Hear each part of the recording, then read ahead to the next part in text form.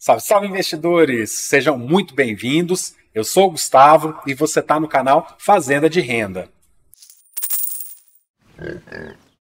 Hoje nós vamos falar sobre renda variável. Nós vamos dar uma passada sobre alguns tipos de ativos que podemos investir, com foco no swing trade. Não vamos conseguir abordar todas as possibilidades de investimento na renda variável, então nós vamos focar naquelas que nós pretendemos investir ou já investimos aqui na nossa fazenda. Para investir na renda variável, precisamos ter uma conta numa corretora de valores. Esse é um assunto para um próximo vídeo, onde nós poderemos abordar com mais detalhes como escolher a melhor corretora para você. Diferente da renda fixa, onde os valores que aplicamos tendem a subir sempre de uma forma constante e linear, na renda variável os valores dos investimentos podem sofrer oscilações bruscas. Portanto, tem que considerar um certo risco ao se aplicar nesse tipo de investimento. Mas, como já sabemos, com grandes riscos também vem grandes recompensas. As medições de desempenho da renda variável nos últimos anos nos mostram, baseado no índice Ibovespa, que, desde maio de 2006 até hoje, houve uma valorização de 194,24%. Nos últimos 5 anos, tivemos uma alta de 47,59%. E no último ano, tivemos uma alta de 16,5%.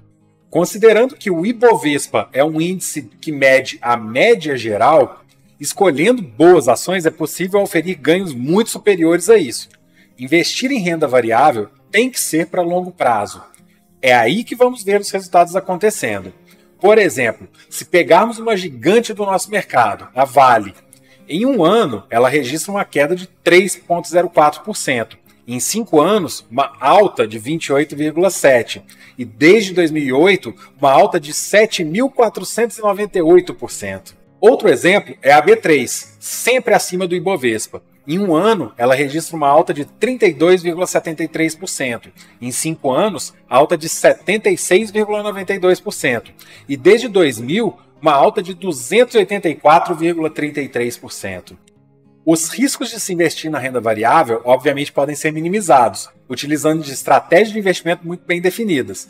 Na minha opinião, a diversificação é a chave para obter a segurança para investir na renda variável. É como colocar em prática aquele velho ditado que diz, para não colocarmos todos os nossos ovos numa mesma cesta. Nesse vídeo, eu vou falar sobre as principais características de alguns tipos de investimentos na renda variável no Brasil. São eles as ações, os fundos imobiliários, os FIAGROS e os ETFs. Começando então pelas ações. Ações na Bolsa de Valores representam partes do capital social de uma empresa de capital aberto. Quando a empresa decide abrir o seu capital, ela emite ações e disponibiliza elas no mercado financeiro, para que os investidores possam comprá-la e tornarem acionistas dessa companhia. Ao comprar ações de uma empresa, o investidor se torna um dos proprietários daquela organização, adquirindo uma parcela dos seus direitos e também dos seus riscos. Dessa forma, o investidor passa a participar dos resultados da empresa, tanto nos lucros, através do recebimento de dividendos ou do crescimento da própria empresa, quanto nas perdas, suportando uma desvalorização, por exemplo, no preço das ações. Quanto à tributação, para as ações negociadas na B3, a alíquota de imposto de renda é de 15% sobre o lucro obtido nas operações de compra e venda realizadas dentro do mesmo mês. Essa alíquota é aplicada para operações comuns, ou seja, aquelas realizadas por investidores pessoa física.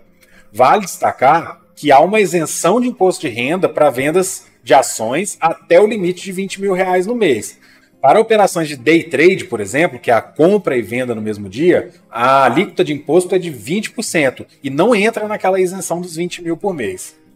A distribuição de dividendos de empresas é isenta do imposto de renda para pessoa física, pelo menos por enquanto, porque o governo federal já sonda tributar isso também. Na sequência, vamos falar dos fundos imobiliários, também conhecido como FIIs. Os fundos imobiliários são uma forma de investimento coletivo e têm como objetivo aplicar os seus recursos no mercado imobiliário. Eles permitem que diversos investidores, que também são conhecidos como cotistas, se reúnam para formar um patrimônio e assim investam em empreendimentos imobiliários, como shoppings, edifícios comerciais, galpões logísticos, hospitais e também em CRIs, que são dívidas relacionadas ao mercado de imóveis. A estrutura de um fundo imobiliário é regulamentada pela Comissão de Valores Mobiliários, a CVM, e deve ser constituída sob a forma de um condomínio fechado ou aberto. O fundo imobiliário é administrado por uma instituição financeira ou por uma companhia especializada, chamada de gestora, que é responsável por tomar as decisões de investimento e administrar os recursos do fundo, de acordo com a política que eles estabeleceram. Os investidores, ao comprar cotas do fundo imobiliário e tornarem-se cotistas dele, passam a ter direito a uma fração do patrimônio total do fundo, proporcional ao número de cotas adquiridas. O patrimônio do fundo é composto por imóveis e ativos relacionados ao mercado imobiliário, títulos de renda fixa e outros ativos permitidos pela legislação. No entanto, assim como em qualquer investimento em renda variável, os fundos imobiliários também têm seus riscos, como a variação do valor das suas cotas, a vacância dos imóveis e a inadimplência dos inquilinos. As principais vantagens que os fundos imobiliários oferecem são a distribuição mensal de dividendos. Apesar da legislação propor uma obrigatoriedade de distribuição semestral, os fundos imobiliários distribuem mensalmente dividendos aos cotistas. Isso já tornou praticamente uma tradição nesse mercado. A distribuição dos lucros de 95% e os dividendos isentos de imposto de renda. Somente os dividendos. Se você vender um fundo imobiliário com lucro, aí sim você paga o imposto de renda. Mas aqui tem umas pegadinhas. Os rendimentos recebidos dos fundos imobiliários são isentos do imposto de renda para pessoa física, desde que o fundo imobiliário tenha no mínimo 50 cotistas e que o investidor não possua mais do que 10% das suas cotas. Muito semelhante aos fundos imobiliários, nós temos os FIAGROS, que são os fundos de investimento do agronegócio. Eles possuem praticamente as mesmas características dos fundos imobiliários, a sua única diferença na prática é a finalidade, que nos FIAGROS são investimentos no setor do agronegócio. Por fim, vamos falar das ETFs brasileiras. São Exchange Traded Funds. São fundos de investimentos negociados na Bolsa de Valores que buscam replicar o desempenho de alguns índices de referência do mercado brasileiro. Assim como ETFs em outros países, elas oferecem aos investidores uma forma de obter exposição a uma carteira diversificada de ativos, em uma única negociação, ao mesmo tempo em que são negociados na Bolsa, proporcionando uma liquidez e facilidade de negociação. Algumas das ETFs brasileiras mais populares replicam o índice de desempenho, como a BOVA11, uma ETF que busca replicar o desempenho do Ibovespa, que é o principal índice de referência do mercado de ações brasileiro, composto pelas ações mais negociadas na B3. E o BOVV11 é um ETF que busca replicar o desempenho do Ibovespa com foco em governança corporativa, ou seja, empresas que adotam as melhores práticas de governança.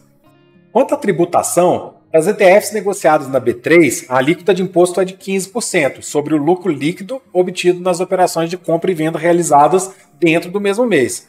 Assim como nas ações, essa alíquota é aplicada apenas para as operações comuns, ou seja, aquelas realizadas por investidores de pessoa física. Vale destacar que há isenção do imposto de renda para vendas de ETF até o limite de R$20 mil por mês, cumulativo com o seu limite das vendas das ações. E para as operações de day trade, que são aquelas compra e venda no mesmo dia, a alíquota é de 20% e não entra naquela isenção dos R$20 mil por mês. É importante também ressaltar que a maioria dos ETFs da Bolsa do Brasil não pagam dividendos. Eles adotam a política de reinvestir os proventos recebidos das empresas nas próprias posições daquele fundo, fazendo assim com que o preço da cota negociada se valorize. Isso para mim faz muito sentido, porque uma vez que você escolheu investir num ETF, é como se você estivesse terceirizado para um gestor profissional a escolha dos ativos que você vai investir. Dessa forma, nada mais justo que delegar a ele também o reinvestimento desses dividendos.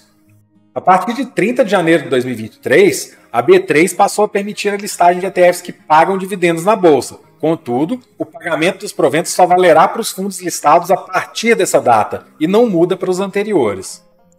Bom, chegamos ao fim de mais esse vídeo. Se eu conseguir te trazer alguma informação relevante, trouxe algum novo conhecimento ou te ajudei a sanar alguma dúvida, curta o nosso vídeo.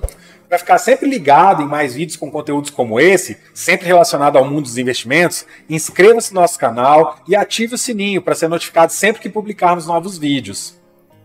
Me digam aí nos comentários, vocês já investem em renda variável? Conheciam todos esses tipos de investimento? Tem algum tipo de investimento que eu não citei aqui que vocês acham também importante? Eu me despeço de vocês por aqui. Muito obrigado pela audiência, um abraço a todos e cultivem riquezas.